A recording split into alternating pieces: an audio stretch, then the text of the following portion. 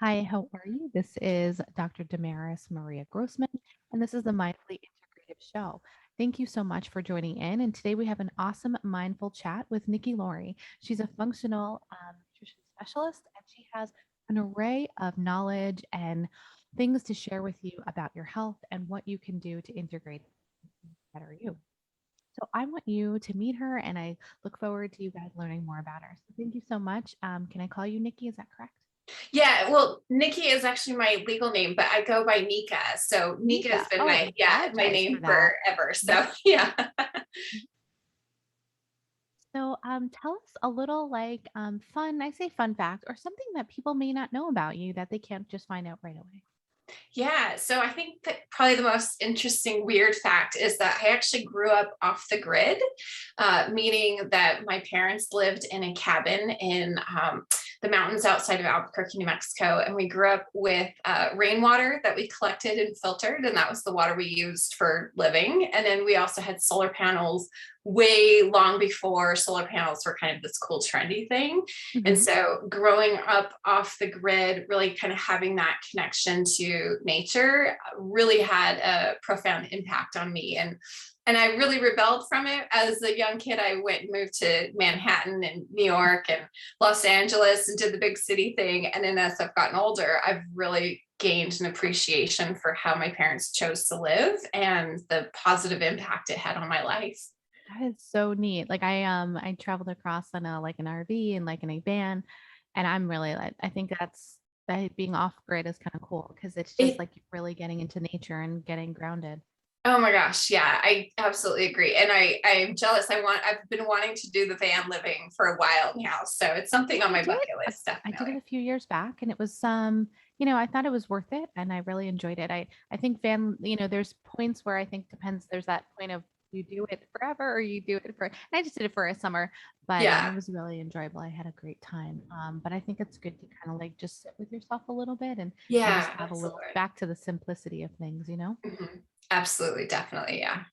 So let's kind of talk about, your story and where, how you're on the show, integrative health, and, overall where kind of came from, where, you're the functional nutritionist, and kind of let's talk about that and how, what exactly is that? And then also your story of how it started.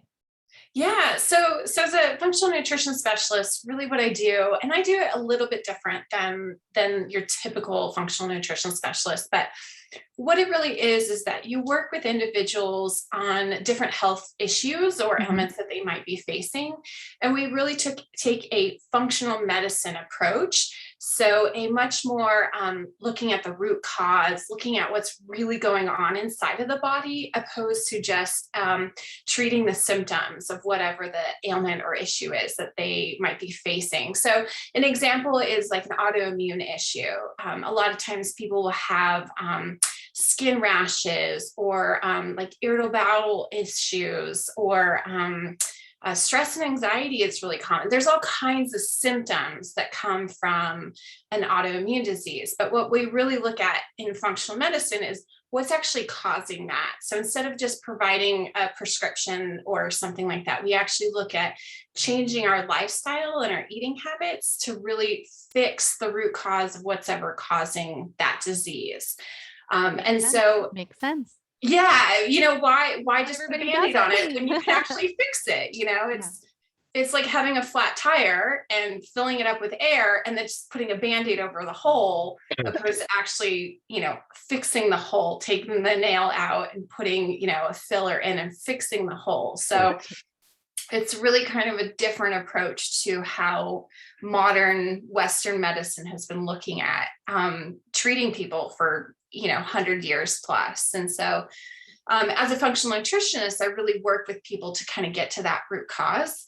But I also take it one step further. So I am a huge proponent for sustainability and living as green as possible and removing toxins from our lives. And there's so many toxins that people aren't even aware of that they bring into their homes. So things like food additives, like artificial and natural flavorings, things like colors, like dyes, things that are fragrances that are added to our shampoos and lotions and Mhm. all these things.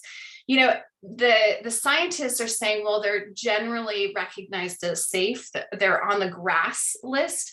I know. But I get that's, so I'm like, when yeah, I somebody's can like, go do into you know this what forever, but EWG is? right. But the problem is that, that chemical may be safe in a very tiny amount at one time, but it doesn't take into account the layered on effects of all of those chemicals being put into or onto our body, or us breathing them in, like if they're aerosols, things like that, and the damage that it can cause to our body, not even to get into the fact of the damage that it's actually causing to the planet and the environment and the ecosystem that we are all a part of. And so I really help people not only look at their own personal health and how to make those changes, but looking at a lifestyle of making changes and really removing the things that are causing damage. That makes a lot of sense. I try to talk about. Well, we agree. Thanks. Yeah. I just think that the audience may not know, and people that are listening just may not have an awareness of this. Mhm. So, would you be able to kind of talk further of your family was more on that nature and, from back to the off the grid. Was there something in your life that kind of was like that turning point? Yeah, absolutely. So I have this story of like rebel against your parents kind of things. Like Mhm. my parents were, they subcontract and did things with the government, especially with like the military, like the Department of Defense. And so they had this very kind of bipolar, in a sense, relationships. So they were working, with the government and doing things with the Department of Defense, but then they were living off the grid and kind of hippies and really trying to be natural and healthy. And so it was this weird universe that I grew up in. And so it really had this kind of, I didn't know which direction really made sense. And I just knew that I didn't have the things that all my friends had. We didn't have the video games or, the curling iron and stuff as a kid. And I felt so left out or left behind. And so as I grew older, I was like, this is dumb. I'm not doing this. So I, moved to some of the biggest cities in the world. I went and lived in New York and Los Angeles. I worked in film and TV. I worked in the music industry. I did a lot in film with costuming. So a lot with clothing and fast fashion and that kind of stuff. And long story short, after working, 20 hours a day, even sometimes in the film industry, I worked nonstop in the music industry. I burnt out. I got really sick and tired. I didn't feel good. And I just wanted to do something different. And so I decided to move back home to New Mexico, where I was born and raised, and go back to school. And so I went back to school for psychology. And I also have a degree in communications, but my primary focus was psychology and really starting to understand like why we think the way we do, why we behave the way we do, really trying to understand people. And that actually led me to work for the Alzheimer's Association, where I started to work with some of the world's leading experts on Alzheimer's disease. And I worked there for just shy of a decade. And what I learned from work, my dad had Alzheimer's. oh, I'm so sorry. Yeah, It's such a tough one. It's tough. It is. It's so devastating. And it's just, it steals the person that you love. It's just a heartbreaking disease. The thing I took away from working there and working with all these researchers is that there's likely not going to be a cure for the disease. There may be some treatments, but again, if we go back to functional nutrition, you're treating the symptom. You're not treating the actual root cause of the disease. And so what it really came down to is, how do we prevent this disease? How do we prevent people from getting it? And everyone just kept going back to, it is food and lifestyle. It's diet and lifestyle. It's how we eat and how we live. And so type 3, that's what I hear. That's what I've been exactly. Reading. That's what I've been hearing. And that's what I've been reading myself through the research, that it's just like another form of diabetes. Absolutely. I mean, I 100% believe that it is type 3 diabetes. And if you really start to look at the, groundbreaking research that's happening right now, all of that leads back to metabolic syndrome. Right. And so totally does. I mean, that's like the main conversations I feel like I have now with my patients. And it's scary because, it's something like 75 to 80% of Americans have some level of metabolic syndrome and aren't even aware that they have it. Like Yes. it's profound how big of a deal this really is. And, not to 100% is really, huge.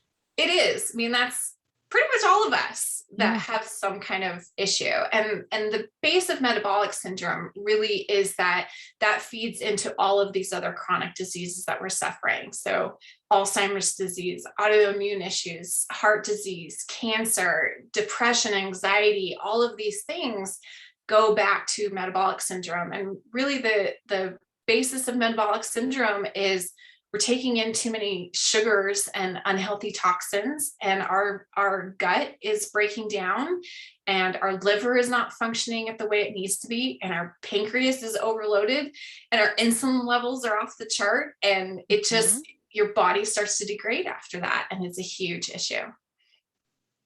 I could not agree with you more. Um, I every day I feel like that's a normal kind of conversation that I have, and I health consult with not just for my own patients but for other companies and other patients, and that seems to be a very normal conversation of this metabolic syndrome that people are not willing, but you're hoping that you empower them, right, and Yeah. changing their behaviors, because they have control to at least get it managed or stop, you know. Hmm. And you're talking to them about the root cause, and I I wish more of us, I mean, there are more of us out there now, that Yeah. are providers and care and, nutritionists like yourself that are trying to make a difference and change, one person at a time, right? That's how I look at it.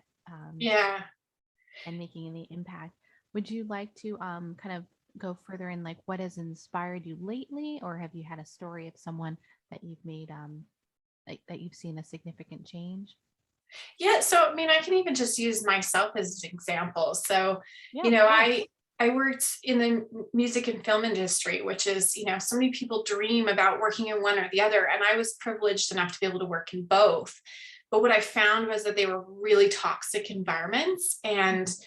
health was not a even conversation. Like how you take care of your body wasn't even part of the conversation I there. bet. I bet. And I just saw time after time these people degrade and get sick. You see it a lot with, movie like actors and actresses and famous singers where they break down, right? They get really sick and they have to take a year off because they're so unhealthy. And the same kind of thing happened to me. I just got sick and I was tired and I didn't know a lot about how the body worked at that point. I didn't understand where, I didn't understand the connect. I mean, I knew sodas probably weren't good for me, but Right. Right. you didn't really have that direct link of like, why isn't it good for me? Why isn't it, how is it affecting my body? What is it actually doing on the inside? And what kind of damage is it causing?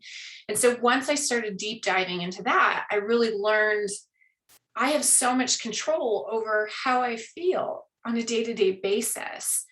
And so I really became obsessed with how do I get healthy and how do I feel better. I just wanted to feel better. That was it.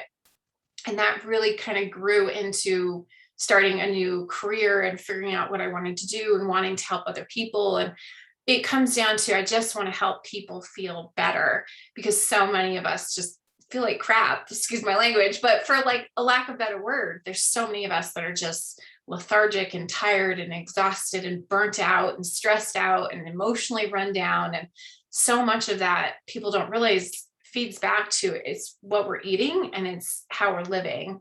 Whether that's sedentary or being stressed out or not having personal connections, those kind of things, all of that feeds into our overall health. So feeling sick is really what led me to where I'm at now. And I can personally say that making those changes, and it hasn't been overnight, it's been years of figuring it out and working at it and putting in effort has brought me to where I'm at now, which is a completely different person. And it's totally been worth it. I completely agree with you. I think that it's the kind of that empowerment and the change in the behavior and the overall Mhm. thinking of like you knew that things needed to change, but you weren't sure at first, but then you took the time and studied and then you made a change. And then Yeah. now you take that effort and bring it to your patient, to your clients, your patients, what have you. I hope that, someone listening understands and here's your, what you're saying so that they can say, hey, wait, I can change some of this stuff. Like I'm not going to always be tired. And I'm completely in agreement with you in the sense of like, for me, right? I'm a fairly new mom and yeah, I'm tired a lot, but I Mhm. still have the empowered change to say, what can I do to make my days better?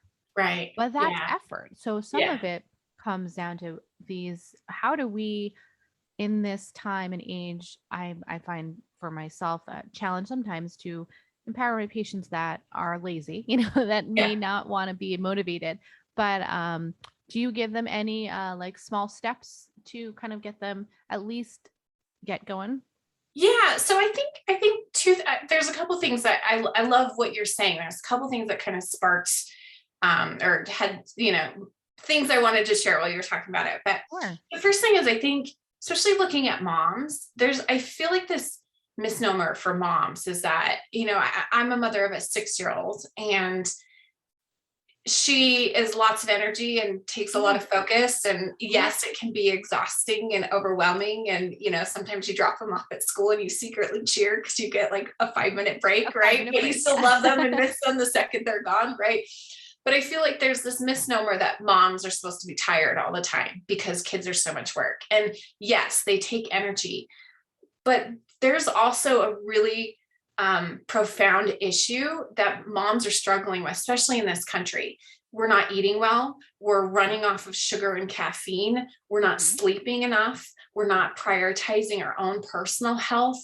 We're Mhm. stressed out. And, stress is one of the most damaging things to your body. Yeah. Our microbiota inside our body that make all the energies inside our cells are functioning at like half of what they're supposed to be functioning because of all the other things that are playing, factors playing in our life. And Mhm. so one of my biggest things is helping moms understand that you don't have to be tired and exhausted and broken down all the time. There are things you can do to make yourself feel better. And if you aren't going to do that for yourself, understand that taking care of yourself is going to have a huge impact on your child, not only on their development and who they become as an adult, but your daily interaction with them.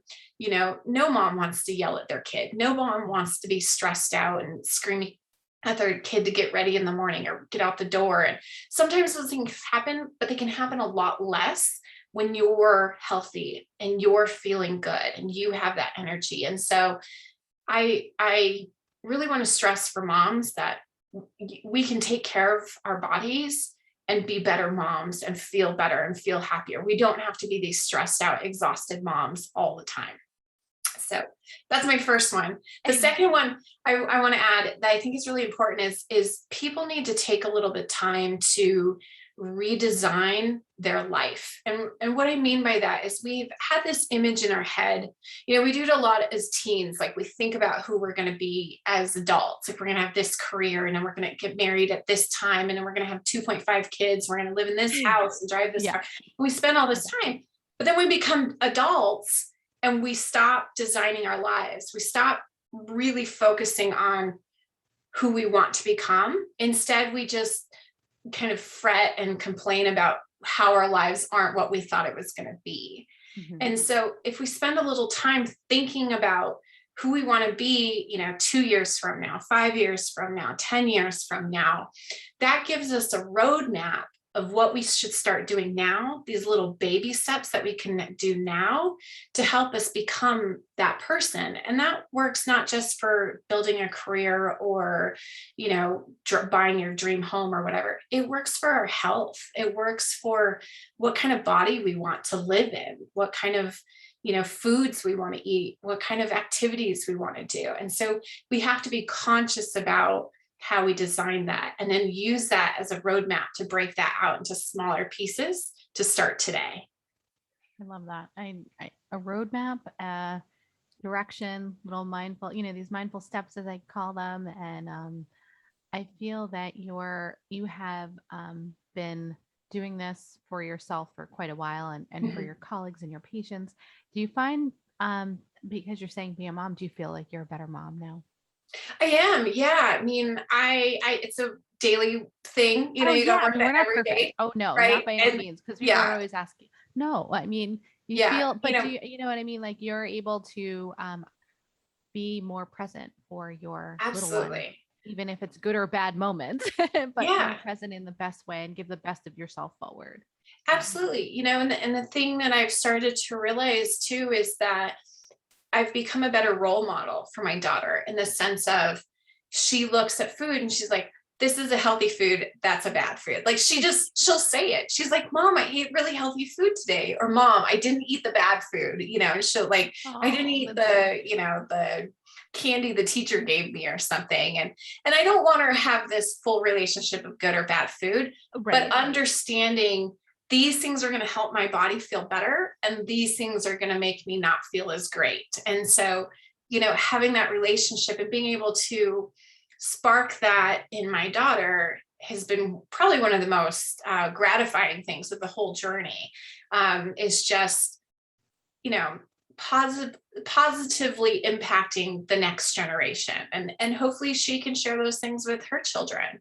I So mean, I think it's so important to have it instilled early mhm, because to see, like, we talk about the adult obesity, but there's mhm. childhood obesity coming. Oh, and that's And off that's a the whole other charts. conversation. And we could talk about that in another podcast in Mhm, itself. But diabetes, obesity, and then childhood obesity, that's a whole other conversation that I'm like, oh my goodness. So if the parents aren't parenting themselves and then they're not parent, that's just such a detriment, and starting that off so early. So the fact that mhm, you've already helped your child identify good and bad things and keep a really healthy relationship with their body is so important. mhm. My little guy, he's still little, but I just had a funny, like, random, not really off topic, but someone said to me, "Oh, I think I was getting a dessert for us for the week. I keep a treat. I don't do it all the time, Yeah. and I'm mindful about what I try to put in my body." And they're like, "Oh, you don't do that every day?" I'm like, "No, I don't do desserts every day." And then they said, "Oh, does your toddler love like sweets? What do you want to give him?" And I'm like, "I don't really give him sweets. I give him fruit." Yeah. And they're like, Yeah. "What do you mean?" And I'm like, "He doesn't like, I don't know, some chocolate," they were saying. And I was like, "No, not really." And they go, "Why?" And I'm like, "Well, if you don't start that behavior, that all, I just tell people, if you don't, you teach them early, it starts early. It starts with the parenting and Absolutely. stuff. It's not all bad." Yeah. But Yeah. I think to have that good, positive conversation. Mhm. And I think, Um, go ahead. no, no, no, that, I think I heard something really fascinating the other day. I can't remember where I heard it, but I think it was a podcast or something I was mhm, listening to, and they were talking about child development and how you are essentially who you are going to be as an adult by age 12. So all of your input, all of your behaviors and your mannerisms and your thought processes are pretty much ingrained in you by the time you're 12 years old. And so if you've been ingrained to eat, highly processed sugar, high carb. And when I say carb, I'm not talking about the vegetables. I'm talking yeah, about, right, high exactly. processed kind of. We're talking about nutrient dense versus non-dense. Right, exactly. Yeah. And so, bleached flour, carb foods, highly processed foods, if that's been ingrained in you of like, this is how you eat, by age 12, it is very hard for people to change that as they get older. Most people have to have some type of major moment in their life to make that decision. So that's a diagnosis with a chronic disease. That's a life and death situation. That's you hear it sometimes with people who lose weight, who maybe they were like 200 or 300 pounds and they lose a lot of weight. It's usually a public embarrassment or something. It's something that triggers that profound, I'm not doing this anymore. I'm going to make a change. But the good news is that we can actually teach kids coming up, you don't have to eat that way. You can change, you can eat really healthy and really enjoy food. Like I still eat sugar, I just do it Right. limited. I Limited. still Right. eat And processed people foods. ask me too. I was like, I still eat things. I'm just Yes. more mindful about everything that I do. Mhm. it's a converse, and having a good relationship with the food conversation and with, Right. your body. And yeah, I think it's another whole other topic, but Absolutely. Yeah. I think Yeah. it's important. Um, I know that your time is precious, but I do want you to, if you could add in anything, because I know that you have an array of things that you do for your clients. What have you are doing recently, and how can people reach you, or if you'd like to talk anything further? Yeah, so you can find me at Nika Lawrie on pretty much everything. So that's NIKALAWRIE. So I'm most active on Instagram, but you can find me wherever. You can go to my website, nikalaurie.com, which links to my business. I have a couple businesses too, but it links to all of that. So you can find me Sure. there. All of my And what information is your there. businesses are different areas. Do you want to talk about that at Yeah, all? so I have two main businesses. So I actually have three, but two main ones I really focus on. So I have Moringa Health and Wellness, which is my functional nutrition practice. And so we do it a little bit differently. So we do the normal kind of coaching and kind of working through with people looking at health issues and how to change diet and lifestyle to really support those chronic diseases to help mitigate them or even reverse them in some cases. But what we also do is we do a house kind of cleanup or detox. And so we either, if you're in the New Mexico area, we can do it one-on-one in person. If you're out of state, I do it through Zoom or FaceTime. And so we really just go through room by room and we look at what you have in your house, things that have toxic chemicals, artificial fragrances, artificial food additives like colors and dyes and flavorings and things like that, chemicals that cause potential, that are carcinogens, cause cancer, things like that are linked to causing cancer. And so we really do a deep dive in your house to help you really clean it out, kind of have a fresh restart. And then we can walk you through the process of how to replace those items that you have that you may even love with less toxic options. So we can go to the store and look through, like, you love this specific brand, but let's find the exact same thing in a different brand that has, that doesn't have those chemicals and stuff. And so really looking at how do we clean up your house? And so that's the thing we kind of do through the practice. And then I also have a clean living product line. It's called Moringa Clean Apothecary. And so we have clean beauty products like rose hip oil and rose waters and clay face masks and Oh, that's awesome. I didn't know artisan that. soaps. And Oh, you'll have to make sure we'll put them in the show notes so people can reach out. yeah, absolutely. So it's really cool. And we're going through Any favorite product? I mean, I know that, but anything that you love, that's one of your faves. My favorite two are moringa clay mask. It uses actual moringa, which is it's a superfood. It's considered the tree of life. But we mix that into our clay mask, and it is my favorite clay mask on the planet. And I know I'm Oh, biased, but it really, like, I've tried them all, and it really is my favorite. And then I love rose hip oil because it is the I most do. hydrating oil you can find that is just really good for your skin. So those are my two favorites. Love it. Do you Yeah. did you initially start making that on your own, and now you do that throughout? Cool. Yeah. So I started, and then the big thing was, it was the gap. Even going to like Whole Foods, I was having a hard time finding just simple, pure products that just didn't have, some additive or some dye or something. Like, it's hard to find. And so I was just like, I'm just going to make it myself and then share it that way. So That sounds that's, amazing. Well, yeah, I'll definitely put that in the show notes. I look forward thank you. to audience looking out. And I really enjoyed having you on. Is there another like kind of go away message that you'd like to share, more inspiring quote or something that you'd like to share before we go? Yeah, absolutely. Well, first, thank you so much for having me on. I'm super Of grateful for the course. I opportunity. love And having you on. You have so much to share with the audience. We only just touched the surface. I know, I could share forever. I love all of this, but yeah, so thank you very much for the opportunity. And I hope to be able to connect with the audience too. I'm here as a free resource if people need it too. So always feel free to reach out. The biggest thing I would share as just the tip is just start with one thing today. Like, don't get yourself overwhelmed. Getting healthy, changing your life, it feels really overwhelming. It doesn't have to be. When I first decided to get on my health journey, I literally just stood up off the couch and I didn't know what to do. So I started doing jumping jacks. And then those jumping jacks led me to the next thing. And then that led me to the next thing. So just start with one little thing, like just do some jumping jacks today. Like that's it. Just start with one little thing. And then tomorrow, try something different and grow from there. Don't let yourself get overwhelmed because that's what's going to hold you back. I love it. Yeah. I don't let your self-talk and that overwhelmness get to you. Absolutely. Just start it one day. Cause I end the show of, first I want to say thank you for having you on. It's been awesome. And I end my show saying, find a mindful way each and every day. And you're putting that out there for those in the audience and they get it, So everybody do a little jumping jacks or a little bit of movement, whatever that is for you. So thanks again. And I appreciate you being on, and those in the Mindfully Integrative show. Thanks again for coming on. And as I end you, make sure you have a mindful way each and every day.